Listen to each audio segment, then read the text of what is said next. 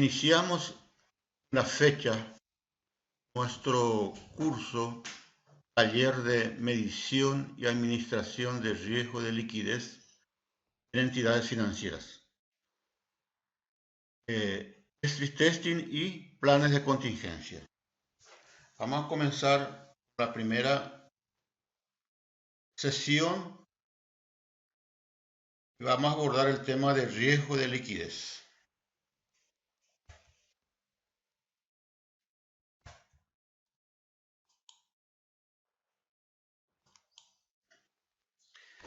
Los temas que vamos a tratar el día de la fecha serían la definición de riesgo de liquidez y la administración de la liquidez. Importancia del riesgo de liquidez.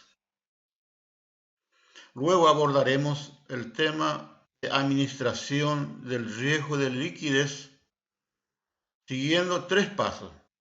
Identificación de los factores de riesgo, también denominado eventos de riesgo, el seguimiento y monitoreo y el cubrimiento. Por último, trataremos el tema de matrices de riesgo y plan de contingencia de liquidez. Bueno, respecto a la definición de riesgo de liquidez, podemos decir, en primer lugar, vamos a definir el riesgo, que sería una incertidumbre acerca de un evento futuro que pueda ser favorable o desfavorable. El riesgo de liquidez sería la probabilidad de incurrir en pérdidas por no disponer de los recursos financieros para cumplir las obligaciones asumidas con los clientes, ya sea depositantes o prestatarios, y no poder así desarrollar el negocio en condiciones normales, inclusive incurrir en cesación de pagos. Esta definición de riesgo de liquidez abarca lo que se llama en la literatura riesgo de liquidez de fondeo. ¿Cuáles serían entonces las consecuencias en incurrir en riesgo de liquidez? Podríamos incurrir en pérdidas, como sería el sobrecosto por el fondeo de nuevos recursos de depósitos. O sea, captar depósitos a un costo mayor. Sobrecosto por intereses menores de nuevos créditos. Cuando uno recibe la amortización de un préstamo, uno debe de nuevo colocar, y muchas veces uno puede colocar a una menor tasa de interés. También puede implicar la venta de activos por debajo de su valor de mercado. Esto es lo que normalmente se llama riesgo de liquidez de mercado. Pérdidas de oportunidades por el hecho de tener un déficit de liquidez, entonces uno puede perder oportunidades de realizar algunas inversiones rentables. Y por último, la pérdida de confianza, que es la parte más grave en cuanto a la consecuencia de una falta de liquidez. Consecuentemente, acá tenemos discriminadas las pérdidas por incurrir consecuencia del riesgo de liquidez. Bueno, por último es importante hablar de lo que sería la liquidez en sí.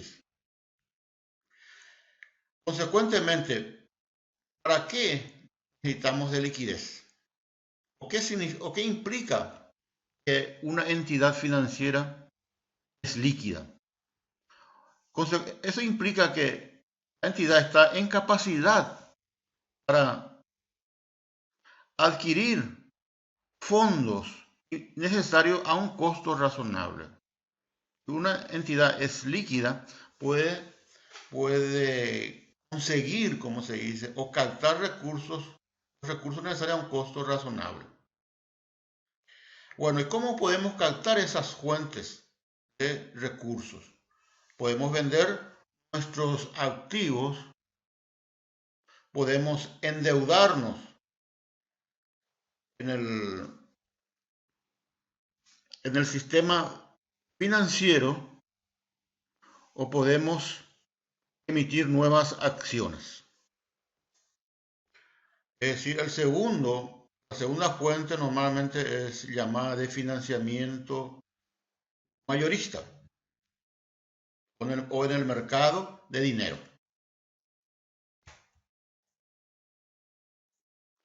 Consecuentemente, estas fuentes de fondos dependen, su efectividad depende de algunos factores, como las condiciones de mercado. Es decir, el mercado tiene que ser favorable, por ejemplo, a la emisión de acciones. Es decir, tiene que haber un mercado que está apeteciendo este tipo de colocaciones. Percepción del mercado sobre el grado de riesgo de la entidad. Es decir, tenemos que estar bien posicionados en cuanto a riesgo de liquidez en el mercado. También el mercado hace una evaluación de la administración de la entidad y su estrategia. Y eso debe ser favorable para nosotros. Y por último, un ambiente económico actual, como habíamos dicho, en donde estamos en una etapa de, por ejemplo, de crecimiento de la economía. Bueno, ¿cómo se podemos materializar estos activos líquidos? Las dos formas de materializar sería dinero en caja, o sea, la tesorería, en este caso, la tesorería o el tesoro del banco. Esto, consecuentemente, no gana tasa de interés. Mientras esté en la bóveda, no gana tasa de interés. Representa un costo de oportunidad sustancial para la entidad. Es decir, esto, consecuentemente, la entidad procura mantener la menor cantidad posible de dinero en la bóveda de la entidad. El otro tipo de activos líquidos serían los que son propiamente activos líquidos, o sea, aquellos que pueden ser fácil y rápidamente convertidos en dinero con una mínima pérdida. Tenemos entonces dos tipos de activos líquidos, dinero en caja y lo que son activos líquidos propiamente dicho. Bueno, en lo que respecta a dinero en caja, este no atiende a las necesidades de liquidez si la entidad mantiene solamente la cantidad mínima de liquidez. Consecuentemente, un inesperado retiro podría causar problemas de liquidez a la entidad. Ahora, ¿por qué las entidades financieras mantienen dinero en caja o en la bóveda? Para tener cuatro objetivos. Para atender necesidades de transacciones normales de los clientes, es decir, para hacer frente a los desembolsos de créditos o al retiro de fondos. También, cuando hay un incremento de depósito, tenemos que atender el requerimiento del encaje legal en el Banco Central. También tendríamos que el banco necesita dinero para hacer frente al sistema de compensación de cheques. Y por otro lado, un banco necesita de recursos líquidos o caja para atender los requerimientos de los bancos corresponsales al prestarnos algún servicio de corresponsalía. Si Una forma de categorizar estos activos líquidos podría ser lo siguiente. Eso depende de cada país. O en términos generales podría ser caja y depósitos en banco, por encima del requerimiento del encaje legal. Fondos interbancarios netos activos. Es decir, somos activos en el mercado interbancario, consecuentemente hay dinero a recibir de los otros bancos. Mantenimientos de recursos en términos de letras de tesorería de corto plazo y otras obligaciones del gobierno que pueden ser fácilmente vendidos. También títulos de corto plazo de alta calidad de las corporaciones. Estos normalmente en países se les llama papeles comerciales o commercial papers. Y préstamos garantizados por títulos del gobierno y del Banco Central que fácilmente puede ser vendido. Esto es lo llamamos operaciones de reporto. ¿Qué significa esto? Nosotros podemos usar estos títulos del gobierno y el Banco Central y venderlo al sistema financiero, a otros bancos, de tal forma, por un determinado plazo, y llegado ese plazo, nosotros le devolvemos el dinero y la entidad financiera contraparte nos devuelve el título. O sea, sería un préstamo garantizado por títulos. Bueno, siguiendo con el tema de la liquidez, ¿cómo si vamos a hablar de la captación de activos líquidos? Consecuentemente, una entidad, un banco, una entidad de crédito, o sea, de préstamos y depósitos, tiene una ventaja sobre otras instituciones que no pueden captar depósitos, porque normalmente los fondos obtenidos de los depósitos tienen un menor costo.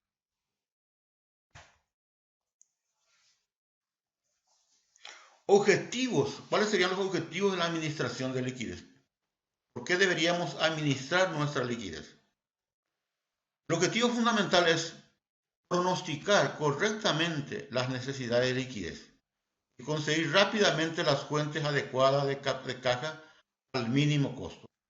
Es decir, si nosotros conseguimos hacer un buen pronóstico de nuestras necesidades de liquidez, podemos inclusive reducir la cantidad de dinero en bóveda, consecuentemente evitar ese costo de oportunidad.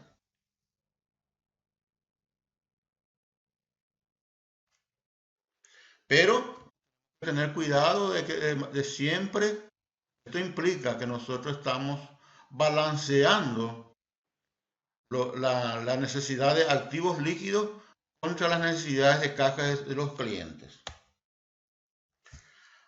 Resumiendo un poco, ¿verdad? Podemos colocar aquí las funciones de la liquidez. Esto es muy importante dejar bien claras las funciones de la liquidez. ¿Por qué necesitamos de liquidez? Para demostrar al mercado que la entidad es segura y por tanto capaz de hacer frente a sus obligaciones. Por otro lado, permite al banco cumplir los compromisos con sus clientes en términos de devolución de depósitos o el desembolso de préstamos. Y lo que es bien, lo que puede ser muy dañino, ¿verdad? Sería evitar una venta precipitada de activos. Esto normalmente, si nosotros vendemos activos en forma precipitada, podemos incurrir en una pérdida por el hecho de vender por debajo de su precio de mercado. Y una cosa muy importante, una entidad líquida es percibida por el mercado de tener un riesgo crediticio menor. Consecuentemente, nosotros podemos obtener préstamos a una tasa de interés menor del mercado financiero. Y tenemos administramos nuestra liquidez en forma eficiente, podemos evitar recurrir al mercado interbancario de las facilidades crediticias del Banco Central, que normalmente tiene un mayor costo, tanto en términos monetarios como en imagen. Bueno, ¿cómo podemos? Es decir, analizando un poco la parte de la liquidez en sí, vamos a mirar un lado, primeramente la liquidez por el lado del activo, los activos. O sea, la conversión de activos en caja. ¿Qué consiste eso? Consiste en almacenar liquidez en forma de activos, ya sea en efectivo o valores negociables, ¿verdad? En títulos de alta calidad. Y esto normalmente implica la habilidad de la entidad de vender rápidamente estos activos sin pérdidas significativas.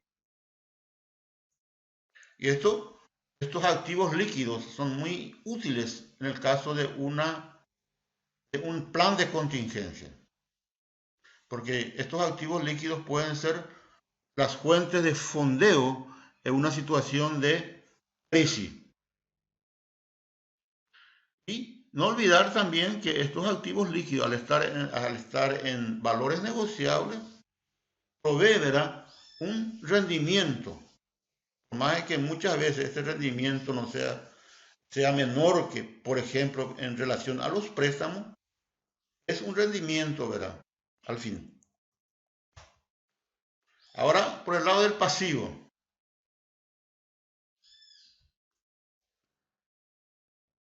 La capacidad de obtener pasivos normalmente mejora la liquidez, la percepción de liquidez de la empresa. Esto puede hacer que la entidad sea percibida como una entidad más líquida en el mercado monetario, o sea, en la captación de recursos de otras entidades financieras.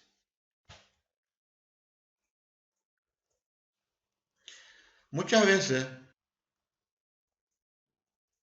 esa captación de recursos de la entidad financiera depende, ¿verdad?, de su reputación en el mercado de dinero.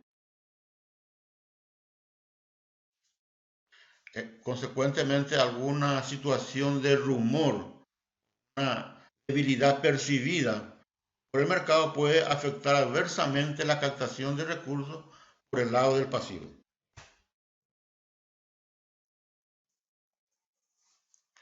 Es muy importante en este caso realizar una buena proyección sobre la disponibilidad de estos recursos, el costo de estos fondeos. Y también llevar en cuenta qué puede pasar si cambian las condiciones en el mercado de dinero. Podemos seguir captando. Consecuentemente, acá hay que atender bien, ¿verdad? Tener bien claro la capacidad para traer fondos en el mercado a una tasa razonable. Lo importante acá es captar recursos en el mercado monetario, ¿verdad?, o a través de los depósitos a una tasa razonable. Bueno, con esto terminamos lo que es la definición de riesgo de liquidez y la gestión de la liquidez. Pasamos ahora a analizar la importancia de una buena gestión del riesgo de liquidez. Sabemos que, ¿por qué surge ese riesgo de liquidez? Por la función que hace de intermediación financiera de las entidades financieras. Las entidades financieras captan y colocan recursos en el sistema financiero. Normalmente su captación es de corto plazo, por ejemplo, 90 días, y se obliga a colocar entre 6 meses a un año, inclusive a un plazo mayor. O sea, en este caso está transformando captaciones de corto plazo en aplicaciones de largo plazo. Y eso tiene un efecto en la liquidez de la entidad. Además de este riesgo de liquidez, producto de su función de intermediación financiera, existen otros riesgos que también afectan la liquidez. Por ejemplo, el crédito, el riesgo de crédito. Que si hay atraso en la devolución de los préstamos, lógicamente la liquidez de la entidad será resentida. También la disponibilidad de recursos, o sea, la posibilidad de vender, por ejemplo, activos que tenemos en el mercado sin una reducción significativa de su precio, también afecta la liquidez. Y otra cosa importante también es el riesgo operacional, ¿verdad? Que depende mucho de la calidad de la información y sistemas poco eficientes, ¿verdad? Con respecto a la calidad de la información, es muy importante para la administración del riesgo de la entidad.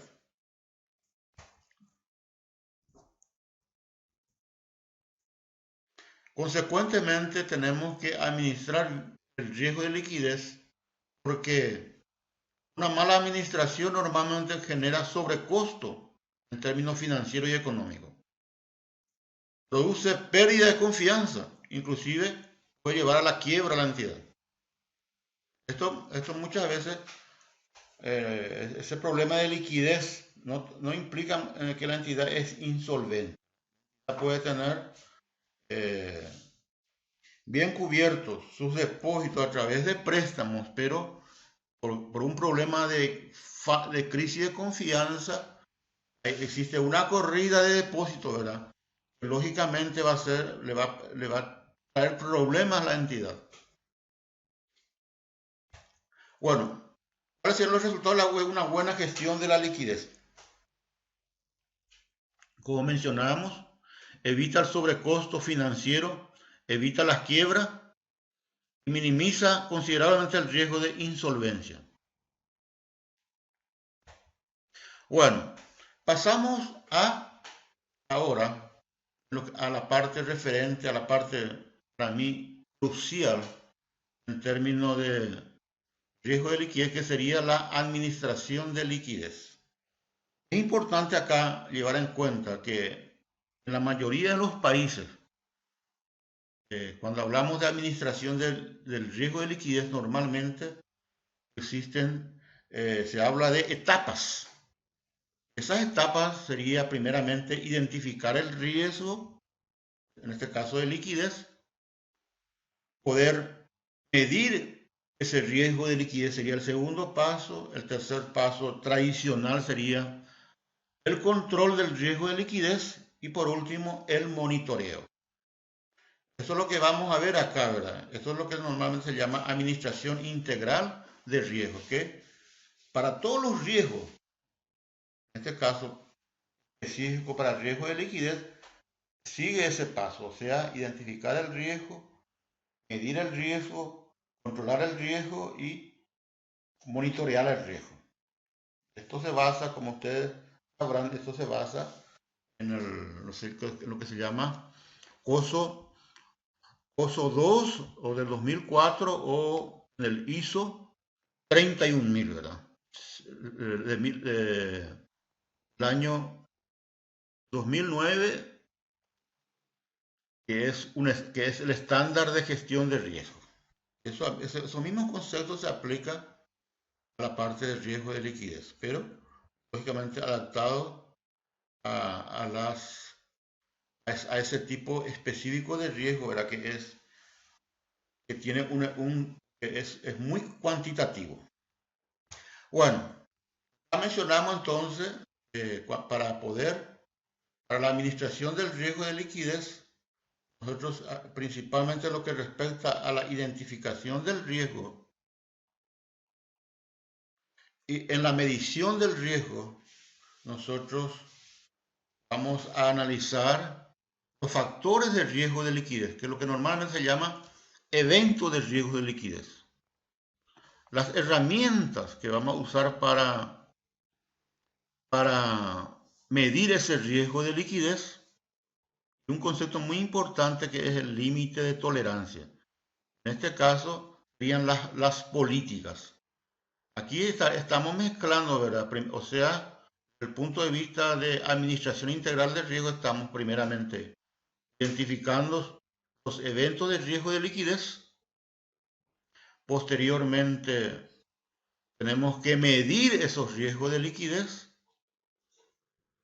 Tenemos que colocar, confrontarlos con los controles y consecuentemente tenemos que monitorear. Y ahí aparecen estas herramientas de límites, ¿verdad? Bueno, el segundo paso sería, en este caso, ya aquí básicamente tendríamos, este primer paso estaría básicamente la identificación y medición del riesgo de liquidez. En el segundo paso estaríamos hablando del control y seguimiento, del control y monitoreo. Y por último, de cómo reaccionar frente a este riesgo de liquidez.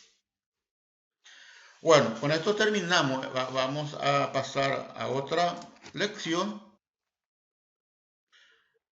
Vamos a pasar a otra lección